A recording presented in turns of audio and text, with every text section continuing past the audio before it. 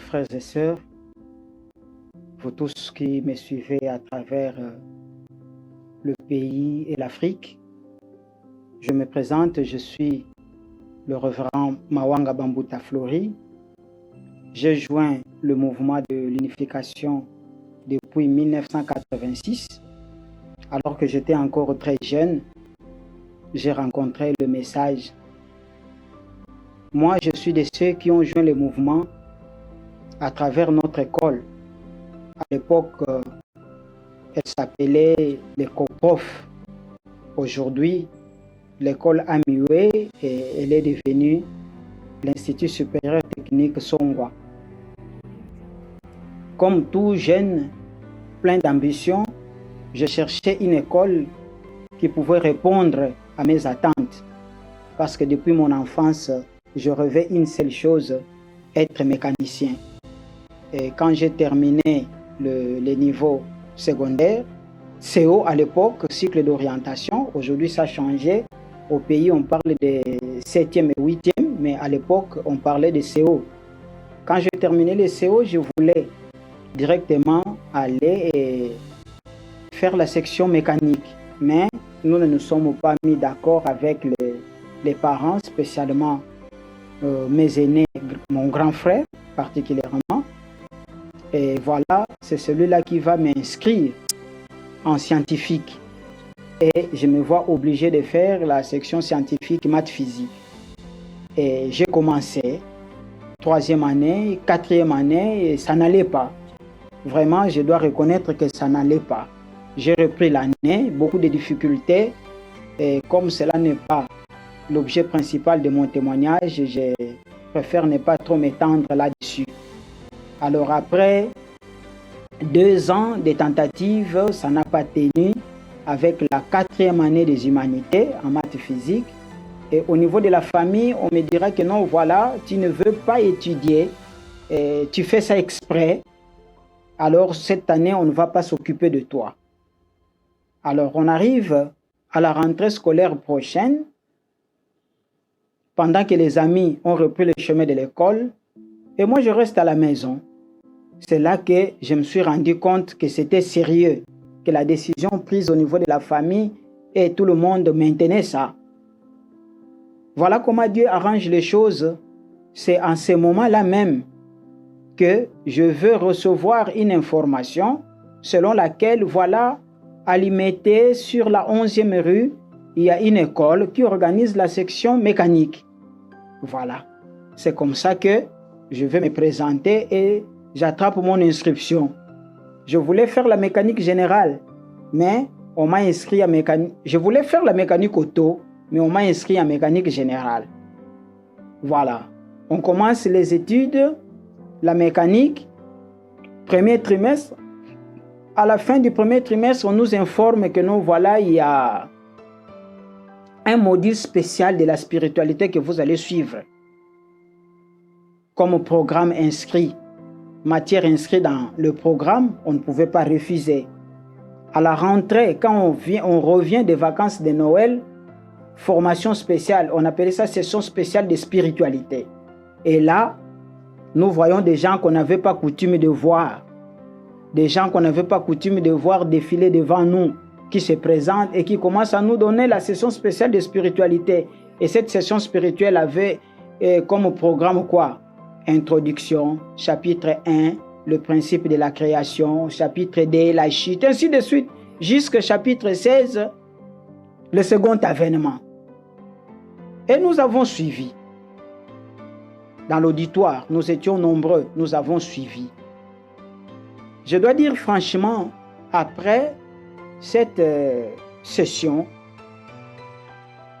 il y a eu un seul aspect qui m'avait touché, mais pas trop en profondeur. L'unique aspect qui m'a touché, c'est l'identité des temps providentiels. Parce qu'au moins, jeune, j'étais à l'église catholique, j'étais dans le renouveau charismatique et ensuite j'étais dans le groupe de formation, l'étude biblique. Un jour, j'avais posé la question à un prêtre que je trouvais très fort dans la Bible. Je lui ai posé la question, Mais en rapport avec ce que tu dis, si Dieu est vraiment notre parent d'amour, comme tu le dis, mais pourquoi il nous a gardé le secret du retour du Christ? S'il voulait que nous puissions recevoir le Christ, mais pourquoi il ne nous donne pas la date? Parce que c'est seulement lui qui connaît. Le prêtre s'était débrouillé à répondre, mais je n'étais pas convaincu. Jeune que j'étais, je n'ai pas poussé loin les débats. Mais au fond de moi, je n'étais pas convaincu. Mais quand nous allons étudier l'identité des temps providentiels, je trouve qu'en face de moi, j'ai un jeune homme, apparemment petit, qui nous enseigne, qui déballe toutes ces choses, et pour enseigner avec précision le pourquoi, le comment et le retour du Christ, en ajoutant le quand le Christ va revenir. Ça m'a choqué, ça m'a frappé. Mais comment ces jeunes connaissent des choses que ces grands prêtres ne connaissent pas? Voilà l'unique chose qui a retenu mon attention. Mais avec l'embrouillement de la jeunesse, parce que j'avais à peine 17 ans à ce moment-là, avec cet embrouillement, je ne me suis pas engagé. Qu'est-ce qui fera que je puisse m'engager sur ce chemin? Une petite discussion à la maison. Moi, je restais dans un hangar parce que ma mère avait une parcelle qui n'était pas trop bien construite. Il y avait juste une petite habitation de fortune. Et j'étais là. Maintenant, ma tante, sa petite sœur, divorce. Et quand elle quitte le toit conjugal, elle revient chez nous. Elle s'est gênée de rester dans la grande maison. Alors, on prend la décision au niveau de la famille que non, ma tante va aller habiter dans cet hangar-là, dans cette petite maison-là que moi j'occupais. Et moi, j'étais contre. Je ne voulais pas quitter, mais la décision de la famille, j'ai dû quitter pour gagner la grande maison. Ce jour-là, je dirais à ma mère, tu me fais sortir de ta maison le jour où je trouverai un endroit pour aller, si je pars que personne ne me suive. Voilà que la coïncidence, quand nous avons étudié les principes dans l'ensemble à l'école, quelques 6 mois après, parce que nous avons étudié les principes, c'était au mois de janvier. Et au mois de juin, on propose qui sont ceux-là qui ont accepté cette parole et qui veulent entrer au centre. Alors pour moi, je ne suis pas allé au centre par conviction. Je suis allé au centre parce que j'ai trouvé l'occasion de punir ma mère. Parce que je me disais, si je quitte la maison, je pars quelque part, elle sera choquée. Donc c'était une vengeance parce qu'on m'avait demandé de quitter la maison pour laisser cette maison-là à la tante. Voilà comment je vais quitter la maison pour venir vivre au centre. C'est-à-dire sans trop de conviction aux vrais parents comme Seigneur du second avènement. Mais pourquoi je fais ce partage? Parce que je voulais ici donner l'une des bases qui m'ont rassuré que les vrais parents sont les seigneurs du second avènement, que les vrais parents sont les messies et qu'aujourd'hui, si j'en parle, c'est avec conviction, ce n'est plus comme à ce moment-là que je suivais seulement parce qu'il fallait suivre. Je fais 3 ans au centre. Et j'ai quitté le centre en 1989. Lorsque on préparait la bénédiction de 360, j'étais membre du foyer à l'époque. Ma grande sœur, qui est aussi ma fille spirituelle, qui vit au Bénin maintenant, est allée témoigner au bourgmestre de la commune de Limete. Pour ceux qui ne connaissent pas la commune de Limete, c'est l'arrondissement où se trouve implanté le siège national, aujourd'hui également siège régional. Ma grande sœur, donc, est allée témoigner au bourgmestre. Et le bourgmestre est venu avec sa femme pour suivre les enseignements. Curieusement, ce jour-là, tous les conférenciers chevronnés qui donnaient les enseignements, personne n'était dispo. Et on était sur le point que le bourgmestre puisse rentrer. Nous étions en train de tâtonner. On s'est débrouillé pour enseigner quelque chose, mais on ne se sentait pas à la hauteur d'encadrer le bourgmestre. Le voilà avec sa femme. Alors qu'il était sur le point de rentrer, moi j'ai dit, je prends le risque de donner l'enseignement. Et j'ai donné l'enseignement. Laconiquement, ça je dois reconnaître. J'ai donné l'enseignement. À ce moment-là, on était dans le programme Le vrai parent et l'âge du testament accompli. La conférence était très longue, ça durait à peu près 5 heures. Il a suivi une partie. Il est parti, il laisse sa femme pour dire que non, moi je suis dans les courses du travail. Je laisse ma femme ici pour continuer. Je reviendrai la récupérer. Il est parti. Nous avons continué avec la femme. Et au début des après-midi, il est revenu pour dire, je suis désolé que vous n'avez pas terminé, mais je dois récupérer ma femme, nous rentrons. Alors, puisque la femme a manifesté un intérêt, que l'enseignement était intéressant, le bourgmestre va proposer, s'il en est ainsi, trouvez-moi un professeur, un enseignant de principes divins pour qu'il continue l'enseignement chez nous à la maison. Alors que nous allons faire la demande auprès de notre leader des communes, les pasteurs, on croyait qu'il allait déléguer quelqu'un. Non, il me dit, Florie, c'est votre enfant spirituel, débrouillez-vous pour aller lui enseigner. Donc, il m'a renvoyé la balle que je devais aller enseigner à ce couple-là. Ok. J'ai pris rendez-vous avec le couple. Je commençais à partir. En tout cas, je dois vous dire que je prenais tout mon temps à lire les livres de principes avant d'aller là-bas, parce que je me voyais toujours que je n'étais pas à la hauteur. Le premier fait qui m'a marqué dans ce couple, un jour, j'arrive, le mari n'est pas là. Je devais seulement enseigner à la femme. La femme dit, ne t'en fais pas, au lieu de reporter la séance, donne-moi l'enseignement. Quand le bourgmestre va venir, je vais lui transmettre. En tout cas, j'ai beaucoup hésité, mais j'ai enseigné. À la séance prochaine, le bourgmestre était présent. Il me dit, ok, madame m'a fait part de tes inquiétudes, alors elle m'a transmis quand même l'enseignement. Alors, je vais te restituer ce qu'elle m'a donné. S'il y a des choses à compléter, tu vas compléter. Et le monsieur s'est mis à résumer l'enseignement que j'ai donné.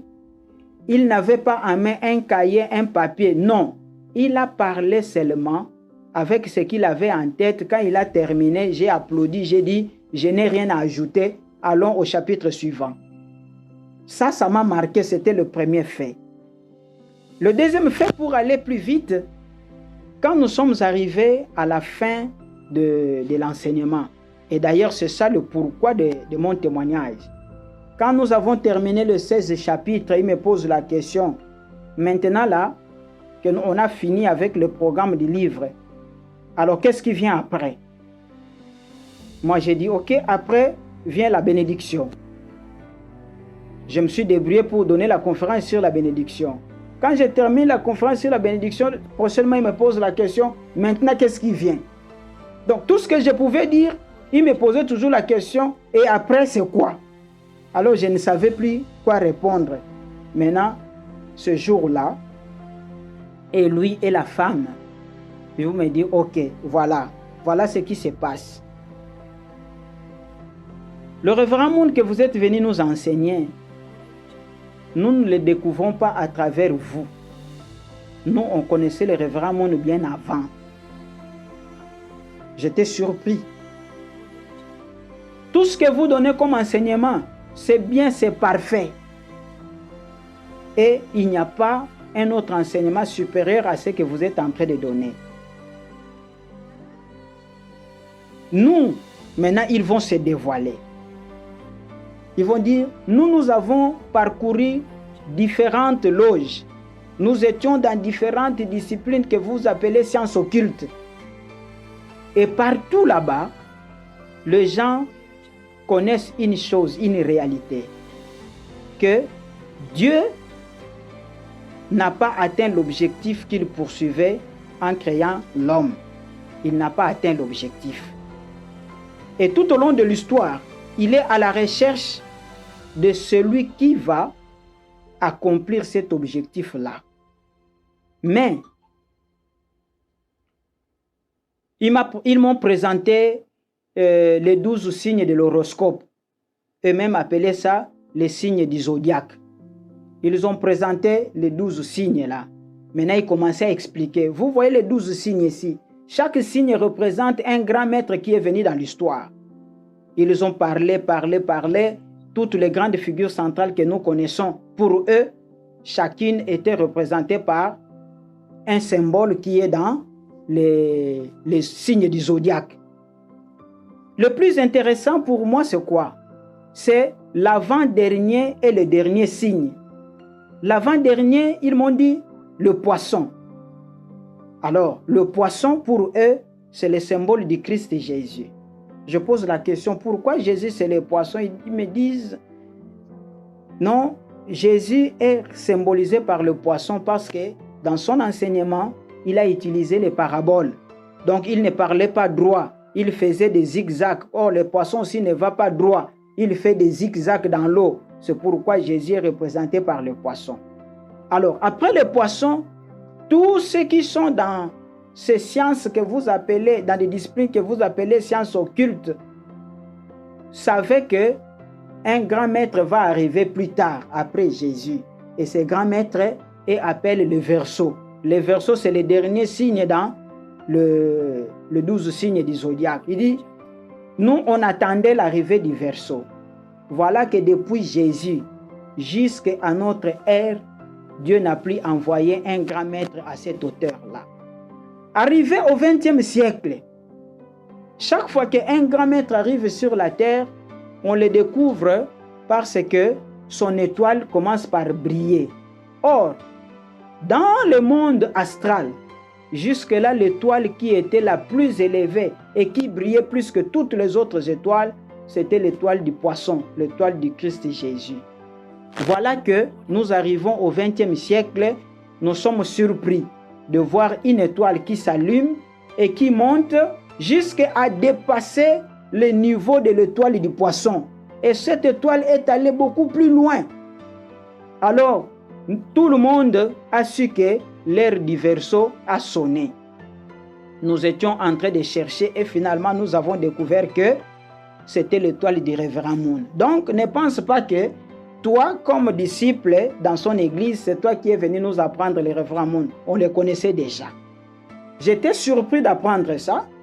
Et finalement, je lui pose la question, ok, si c'est lui le Verseau que vous étiez en train d'attendre, maintenant que vous l'avez découvert, pourquoi vous ne le suivez pas? Il me dit, voilà, nous ne sommes pas d'accord avec lui sur un point. Quel est ce point? Pendant que chaque grand maître qui arrive sur la terre élève son disciple, nous nous sommes surpris de découvrir que le révérend Moon de son vivant, une autre étoile va s'allumer. Et cette étoile aussi monte, dépasse également l'étoile du Christ Jésus pour venir se mettre au même diapason, au même niveau que la première étoile, l'étoile du révérend Moon. On pensait d'abord qu'il a élevé un de ses disciples. Pendant qu'on cherchait, on finit par découvrir que non, la deuxième étoile qui s'est élevée là, c'est l'étoile de sa femme. Et là où nous ne sommes pas d'accord avec lui, comment au lieu d'élever un disciple, lui élève sa femme? Pour ça, nous ne sommes pas d'accord. Moi, c'était du nouveau, je venais de découvrir ça, mais je lui ai dit, si ce que vous me dites là est vrai, je suis satisfait, je suis comblé parce que le révérend Moon n'a mis en pratique que l'enseignement qu'il nous donne. Parce que lui nous a enseigné que ce plan de Dieu qui n'est pas accompli, comme vous reconnaissez, devrait s'accomplir à travers un couple, un homme et une femme, totalement unis à Dieu. Et c'est ce couple-là qui devient le couple des vrais parents à travers lequel l'humanité sera engendrée. Alors, que tu me dises aujourd'hui, il a élevé sa femme jusqu'à ce niveau, ça signifie qu'il a mis en pratique son enseignement. lui et sa femme n'étaient pas d'accord avec cette interprétation-là. Mais au moins, moi, je suis resté avec cet enseignement. Donc, ça, c'est le témoignage de quelqu'un qui n'est pas membre chez nous. D'ailleurs, à l'heure où nous parlons, il est déjà dans le monde spirituel, il est déjà parti. Paix à son âme. Ça, c'est le témoignage de quelqu'un qui n'est pas membre, mais qui reconnaît que le couple de vrais parents dans le monde astral, c'est le couple qui brille plus que tous les autres et toutes les autres personnes dans l'humanité. Pourquoi je tiens à faire ce partage? Je vais m'arrêter par là. J'ai été choqué le lundi passé lorsque le révérend Aonjo a parlé de cet aîné-là qui certainement a perdu la pédale et qui commence à distiller des enseignements allant à l'encontre de notre vraie mère. J'aimerais, moi, attirer l'attention de tout le monde que j'ai découvert la grandeur des vrais parents, non pas à travers les enseignements, non pas à travers nos frères aînés, mais c'est à travers un non-membre qui va me témoigner qu'eux aussi sont convaincus que l'étoile la plus élevée, c'est l'étoile du révérend Moon, et qu'au côté de l'étoile du révérend Moon se trouve l'étoile de Akzaan Moon. Ça, c'est le témoignage que j'ai reçu d'ailleurs.